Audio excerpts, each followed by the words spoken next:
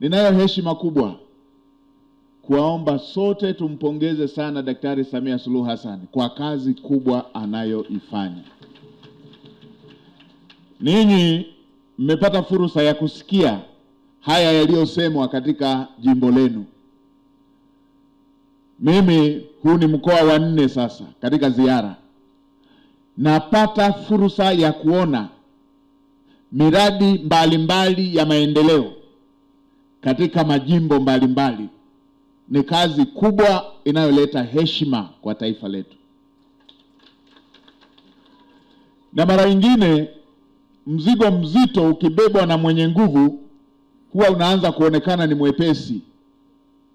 Mimi niwaambieni, kazi hii aliyofanya Daktari Samia Suluhu Hassan, ambayo matokeo yake tunayaona leo, ni matokeo ya dhamira ya dhati ya kutatua kero za Watanzania.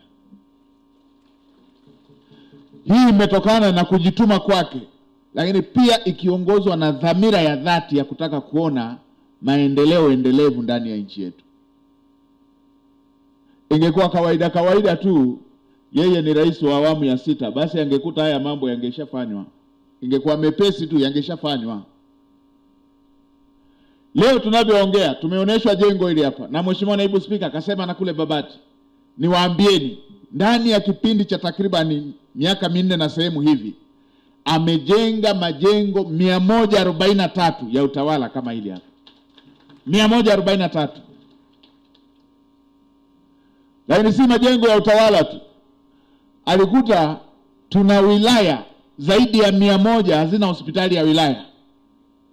Ndani ya kipindi cha miaka takriban 4 na sehemu, amejenga hospitali za wilaya 119 complete, kamili, zenye hadhi ya hospitali ya wilaya 119 ndani ya kipindi cha takriban miaka 4 na sehemu hivi.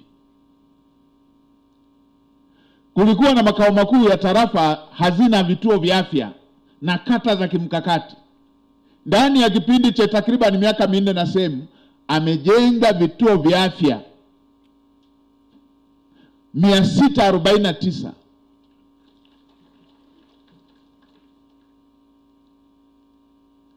Amejenga zahanati zaidi ya 2700.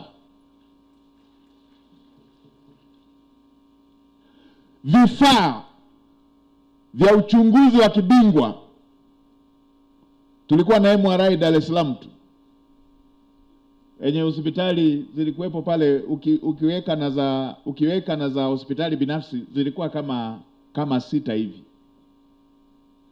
Sasa amenunua hospitali zote za kanda na za rufaa MRI. Hakuna mambo ya kusubiria kwamba kwenda kupata vipimo hivyo mpaka Dar es Salaam. Kulikuwa na CT scan kama 12 hivi. 12. Kwa mpigo kanunua 32. Kwa hiyo kila hospitali ya mkoa ina mitambo hiyo ya uchunguzi wa kibingwa. Hata kwenye maji, kwa kutambua tuna wilaya kame kama Kiteto hapa. Juzi nilikuwa kule Longido, kama Longido.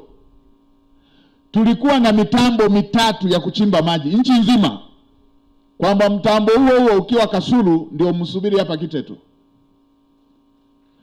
Ndani ya kipindi cha miaka 4 na sehemu, amenunua mitambo ya kuchimba maji, kila mkoa na mtambo wake. Kila ukanda na mtambo wa kuchimba mabwawa. Kila ukanda na mtambo wa kupima wapi maji yapo. Kwa hiyo leo hii ikitokea eneo linakosa mpaka hata kisima, mpaka hata bwawa la kukinga tu weka tuta, huu utakuwa ni uzembe wa watendaji, utakuwa uzembe wa watumiaji wa mitambo hiyo.